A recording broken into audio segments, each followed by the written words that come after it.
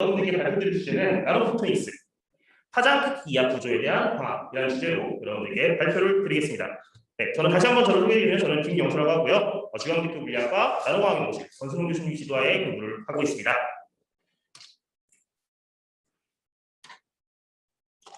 너무 많이 나온 것 같다. 네, 그럼 나노포토닉스란 무엇이냐에 대해서 먼저 말씀을 드리겠습니다. 네, 나노포토닉스라는 건 사실 어떻게 보면 솔리드 스테이트 피직스와 옵틱스의 어떤 혼합한 섞여 있는 그런 내용입니다. 솔리드 스테이트 피직스에서 다른 다양한 메테리얼, 세미컨덕터, 퀀텀 나노 이런 것들, 그다음에 나노 와이어들, 그래핀까지 이용을 하고 또 이런 세미컨덕터 패브리케이션 공정을 이용하면서 기존 옵틱스에서 사용하는 그 티어리컬 아날리시스, 포토닉 크리스탈이라든가 서피스 플라즈몬, 플라리톤, 그다음에 에 대해서 이제 다양한 옵티컬 나노 구조에서 옵티컬 현상에 대해서 이제 옵티컬 시뮬레이션을 통해서 이제 분석을 하고 옵틱스로 그다음에 실제로 옵티컬하게 내전 검사를 합니다. 이제 뭐 마이크로 나노 레이저에서 파워가 얼마큼 나오느냐, 레이저의 발광 특성은 어떻게 되느냐, 그리고 마이크로 PL, EL 메저먼트 이런 것들도 진행해서 이 나노 구조에 대해서 이제 측정합니다. 그래서 이 나노 포토닉스가 결국에 뭘 하는 것이냐라고 얘기를 하면 자, 빛을 가두고, 그다음에 가이딩하고, 그다음에 또 증폭시키고 이것들을 이제 그 파장 혹은 파장보다 작은 크기를 가지는 그 나노 구조물에서 이제 그런 포토닉스 현상을 이제 아날리시스하는 그런 분야라고 생각을 하시면 될 것 같습니다. 그래서 이제 어떤 리서치 에어리어들이 있냐라고 얘기를 드리면. 첫 번째로는 이제 포인터를 좀 쓰겠습니다. 첫 번째로는 이제 옵티컬 디바이스, LED, 솔라셀 여러분들 잘 아시는 그런 것들이고요. 두 번째는 이제 퀀텀 옵틱스, 그래서 싱글 포톤 소스라든가 그다음에 강한 빛 물질 커플링 이런 것들에 대해서 또 리서치를 합니다. 그리고 또 옵티컬 서킷, 포토닉 인테그레이트 서킷이라든가 옵티컬 스위치, 그다음에 옵티컬 메모리 이런 것도 있고요. 그다음에 바이오 포토닉스, 그다음에 나노 센서 같은 걸 해서 예를 들어서 메탈에 캔서셀이 만든 어떤 특정한 단백질 분자가 있으면 얘의 옵티컬 레저넌스가 변하면서 그런 것들을 통해서 얘가 측정이 된다는 거예요. 이런 것들도 연구를 하고 있습니다. 자, 그러면 우리 중앙대학교 나노과학 연구실에서는 뭘 하냐? 네, 결과 세 가지를 하고 있습니다. 딱 세 가지라고 얘기할 수 있을 것 같아요. 그래서 나노과학 동소자의 과학적 설계, 분석, 최적화 이 세 가지 프로세스를 현재 연구를 진행하고 있고요. 그래서 구조를 일단 디자인을 하고 이제 이건 저희 연구실 지금 컴퓨터실에서 옛날 사진인데 이것만 동그라미 보면 좀 곤란할 것 같아서 같이 넣었고요. 그래서 시뮬레이션을 합니다. 이런 아이겐밸류 이퀘이션 형태의 맥스웰 방식을 컴퓨터 시뮬레이션을 통해서 풀게 됩니다. 주로 쓰는 방법은 이제 파이나이트 디퍼런스 타임 도메인 메소드나 이제 파이나이트 엘리먼트 메소드를 같이 쓰고요. 그다음에 이렇게 시뮬레이션에서 나온 결과를 이제 아날리시스를 하고 이 결과가 나왔으면 그러면 또 이 구조로 해서 어떻게 또 이피션시를 향상시킬 것이냐 해서 또 옵티마이제이션을 진행을 하게 되겠죠. 그다음에 마지막으로 이제 패브리케이션과 실제 메저먼트를 진행을 하게 되는데 여기는 조금만지 그런 상태이고요. 자, 그러면 이제 저희 연구실에서 토픽들에 대해 좀 소개를 합니다. 첫 번째 토픽은 이제 포토닉 크리스탈이에요. 포토닉 크리스탈이라는 것은 여기 살짝 옮기겠습니다. 네, 포토닉 크리스탈이라는 것은 빛의 파장 정도의 크기를 이제 주기로 갖는 유전체들이 반복되는 구조입니다.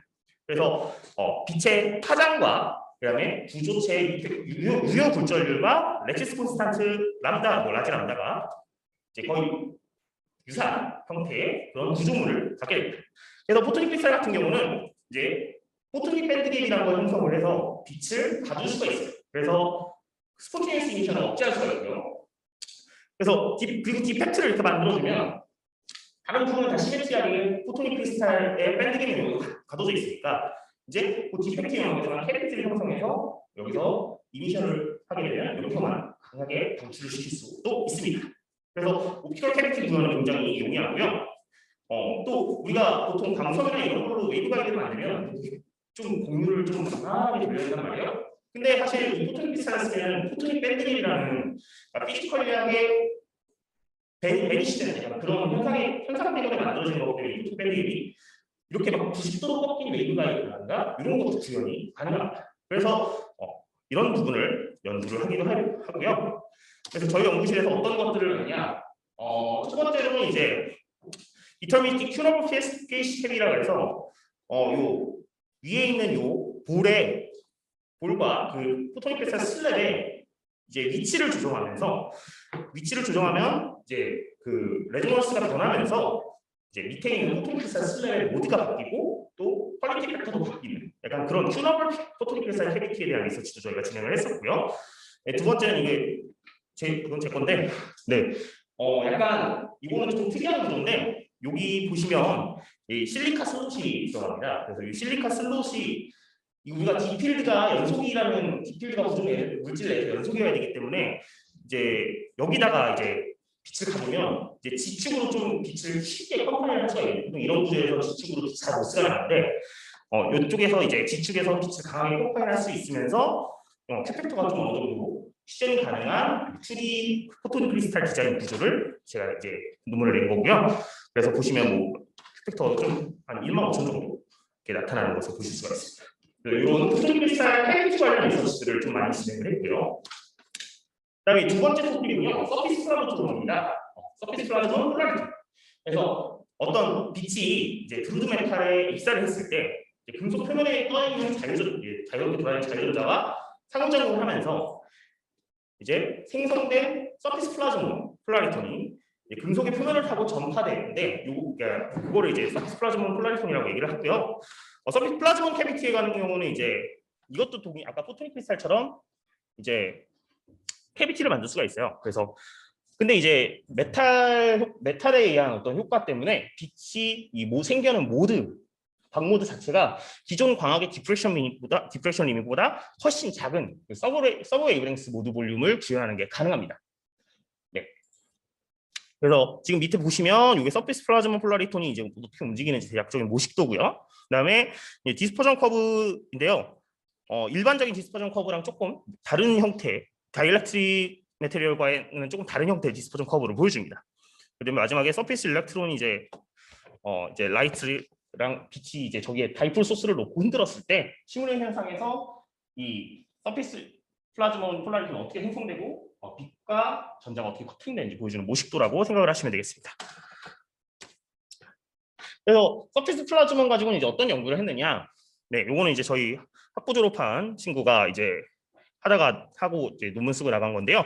플라즈몬 앵글 센서라 그래서 네, 요 위쪽에 두 개의 메탈이 있으면 요 메탈의 각도에 따라서 변화하는 그 스캐터링 크로스 섹션 값을 이제 측정을 해서 두 축에 대해서 스캐터링 크로스 섹션을 측정하면은 얘가 각도가 얼마나 기울었는지 확인을 할 수가 있다. 그래서 약간 웨이퍼 같은데 이렇게 표적지로 큐브 두 개를 놓고 접착하면서 스캐터링 크로스를 계속 재면서 이제 돌리면 웨이퍼를 딱 정렬할 수 있는 약간 그런 식의 응용이 가능하지 않을까 저는 그렇게 보고 있고요. 그다음에 두 번째도 이제 같은 친구가 하던 연구인데요. 이번에는 이제 양쪽으로 이런 빛을 넣습니다. 양쪽으로 넣는데 이번에 스캐터링 크로스는 아니고요. 파필드를 측정을 합니다. 먼장을 측정을 하는데 먼장을 측정했을 때 보니까 이 구조에 대해서 시그마 스캐터링 값을 보니까 이게 모드가 두 개가 뜨고요. 이 두 모드에 대해서 이제 파필드를 재는 거죠. 파필드를 쟀더니 x축, y축 변화에 따라서 이렇게 변화하는 지금 이제 x 방향 입사한 빛에 대해서는 이렇게 C 그림처럼, 그 다음에 이제 y 방향 입사한 빛은 이제 D 그림처럼 이렇게 파필드 변화하는 것을 볼 수가 있는데, 그러면 요 줄을 임의로 줄을 하나씩 그어서 이렇게 두 개에 맞춰서 매핑을 하면은 실제로 포지션이 얼마나 틀어져 있는지를 직접적으로 계산을 할 수가 있다는 약간 그런 개념입니다. 그래서 이런 연구들을 서피스 플라즈몬을 이용해서 연구를 하고 있습니다. 자, 다음 주제는 이제 메타메테리얼입니다. 메타물질이라는 거는 이제 인공 구조, 어떤 인공적 아티피셜한 메테리얼들을 주기적으로 배연을 해서 자연계에 존재하지 않는 물성을 갖도록 설계한 물질을 우리가 메타물질이라고 부릅니다. 대표적인 예가 광학적인 메타물질에 대해서는 이제 이렇게 원래는 빛이 이렇게 진행해야 되는데 메타물질로 이렇게 빛의 광로를 꼬아버리는 거죠. 그래서 실제로 네거티브 리프렉션 현상이라든가 클라킹이라든가 투명망토라든가 이런 연구들이 요새 많이 진행되고 있는 걸로 알고 있습니다. 그래서 유전율과 투자율을 임의로 설계해서 메타물질을 구현하고 빛의 전파를 제어할 수 있다는 얘기가 되겠죠.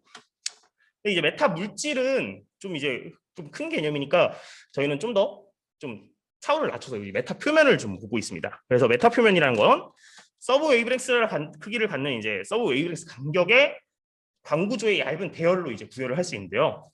보시면은 일반적인 광학 렌즈는 이렇게 두툼한 두께를 가져야 되는데 5mm 정도의 두툼한 두께를 가져야 되는데 이제 메타 표면을 이용해서 메타 렌즈를 만들면 약 100나노미터 두께에서 동일한 효과를 구현할 수가 있다는 장점이 있고요.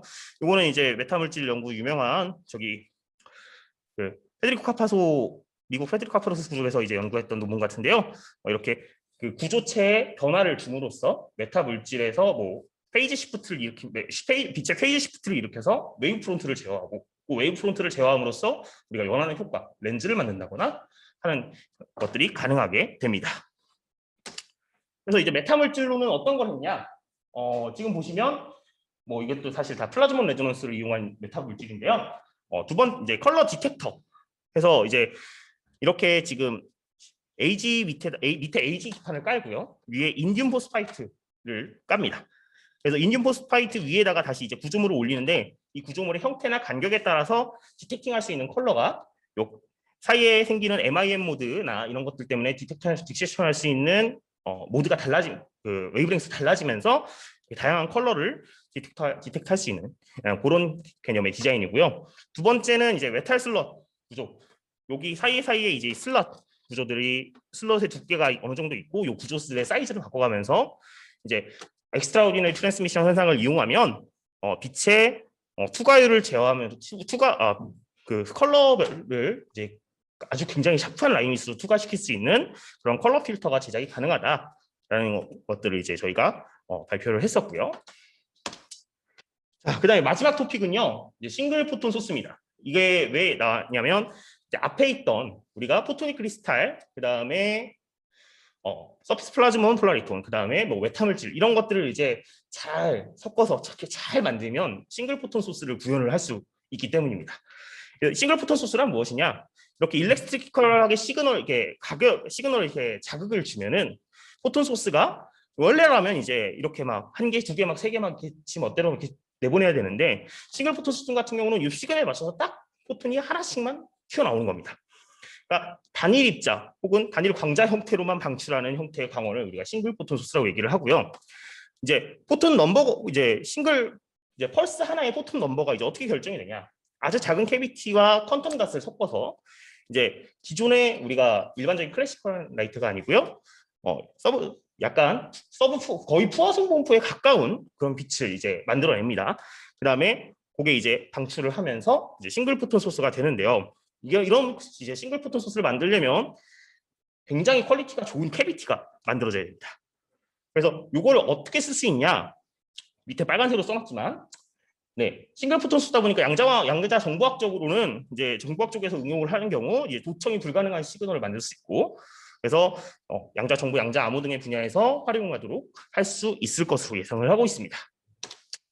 그래서 뭐 저희 연구실에서 참여했던 독일 쪽에서 발표한 논문인데 이 AG 이제 콘 구조 위에다가 2D 매테리얼을 이렇게 얹으면 2D 매테리얼 탑 부분에서 그 2D 매테리얼의 밴드가 일그러지면서 그쪽으로 엑시톤이 다 모이게 됩니다. 그래서 그쪽에서 이제 싱글 포톤 소스로 이제 만들어져서 방출이 되도록 유도한 그런 연구 디자인이 있어서 저희가 소개를 잠깐 해보고요. 그래서 이걸 어떻게 우리가 디자인을 할 것이냐?